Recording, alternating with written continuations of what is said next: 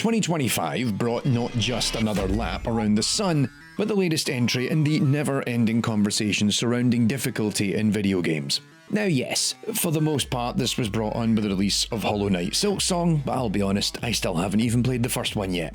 But what I did play was Ninja Gaiden Ragebound, developed by Spanish studio The Game Kitchen, known for the Blasphemous series, and published by Dotemu. This hack-and-slash platformer harks back to the classic entries of the series on the Nintendo Entertainment System, and is the first 2D game in the franchise in 30 years. It's fast-paced, requires precision in movement and combat, and while not as challenging as the originals, it's a worthy addition to Tecmo's beloved franchise.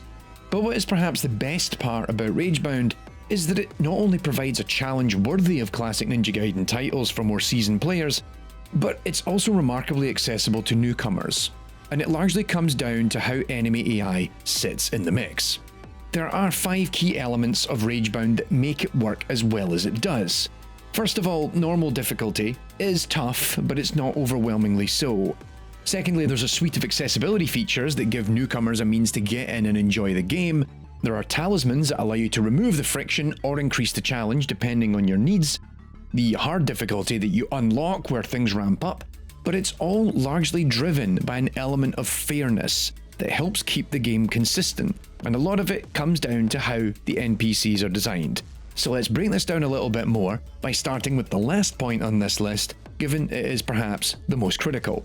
Let's not sugarcoat it. Ragebound can be pretty challenging at times, but while the game is an homage to the Ninja Gaiden games of old, it finds ways to embrace the challenge of those older titles, but without relying on many of the punishing aspects of the originals. Ninja Gaiden on the Nintendo Entertainment System had awkward fallback from taking damage against enemies, alongside very short invincibility windows. This combined with level design, where if you did receive fallback from taking damage, you would often drop into a pit. All this, plus enemies would repeatedly respawn from off-screen.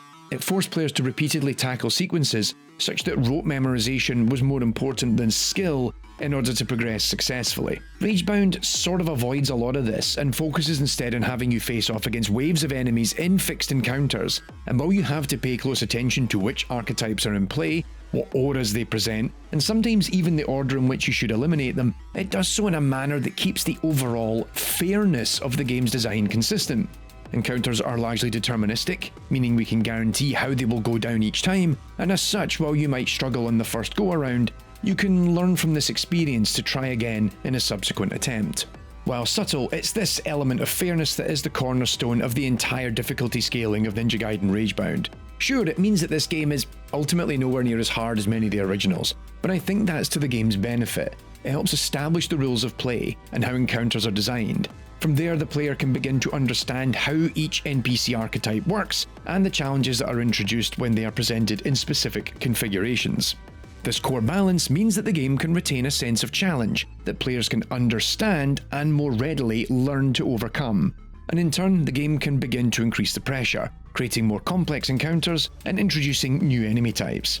Each enemy presents a new ingredient to each encounter's recipe, and one addition or removal can fundamentally change how you might approach one group of enemies versus another. The game expects you to learn how these combinations mix, and also how their placement combined with level geometry will make for a more challenging sequence. While each level is increasingly more challenging, the push from survival into mastery often comes from the rankings, with each level having the player score anywhere from a D rank up to S.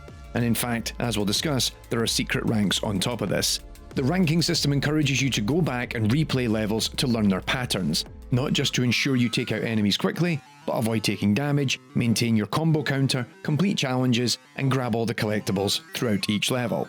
Now, while focusing on the ranking system is bound to keep many a player busy, getting to grips with the core of the game may still prove a challenge for novice players, or for those who have disabilities that may well prevent them from engaging at the level of dexterity that Ragebound requires. And this leads us to the accessibility settings. Turning on the assist modes in Ragebound allows you to modify a bunch of the core gameplay to suit your needs, be it reducing the game speed to 50%, removing any and all damage received, removing knockback, and increasing the hypercharge durations. It all works to support the core experience of the game without fundamentally altering it. Perhaps the one aspect of this that people will, and no doubt have, complained about is that the assist mode does not affect skill ranking or progression. As such, you can enable these settings as you aim for the loftiest of challenges the game presents you with. Which, hey, that's a good thing, because for every person who might choose these settings to save themselves time, for others it's a vital feature that enables them to enjoy everything the game has to offer, and at the end of the day, if you're enjoying the game, who gives a flying fuck what anyone else is doing? In addition to the assist modes, the game's talisman unlocks work to both make your life easier and, if you wish, harder. By finding scarab collectibles throughout your playthrough, you can then purchase and equip up to 2 talismans, be it to change how the game plays to help you progress and complete the level, but equally to remove features you rely on when trying to progress. This is a really neat feature, given it fits into my earlier point of allowing for players to slowly build up skill and gradually develop their understanding of the game. You'll often start out by equipping talismans such as Bloody Frenzy, which recovers health when building a combo, Traveler's Blessing for resetting health at checkpoints, Last Stance, which increases damage at low health, and Ghost Shell to increase your invincibility duration after taking a hit. These act much like stabilizers on a bike, in that over time you won't need them anymore, and you start to learn how to play the game without them. Ultimately, it helps remove a lot of the earlier friction you might experience until your skills adapt. And it's expected that ultimately you will eventually do without them, given there are another set of talismans designed to make the game harder. Scarcity removes health orbs, Perilousness triples damage received, Unworthy removes health recovery at checkpoints, and No Rest for the Wicked removes checkpoints entirely. Applying each of these nerfs, essentially removing safety nets, also increases your overall end level rank by 1, meaning you can push yourself to hit the S rank on every level you play through by equipping them. All of this comes to a head as you complete the game. Defeating the game on normal unlocks a harder difficulty, which does a lot more than increase the damage dealt by enemy NPCs. It also changes the makeup of some encounters, and in some instances the layout of the level itself. It builds on what players have already developed in their understanding of how the game works, and how to excel in dodging attacks while also timing their own, presenting you with essentially a sort of director's cut of the original game that is attuned to your new skill level. And on top of all this is where players can aim for the S++ rank. By stacking the talismans on top of the harder difficulty, you can now push to achieve the highest rank possible in the game and prove your overall mastery. Personally, that isn't for me, but it is very much in keeping with the lineage of Ninja Gaiden as a franchise and allowing for players to push themselves to that peak of their skill.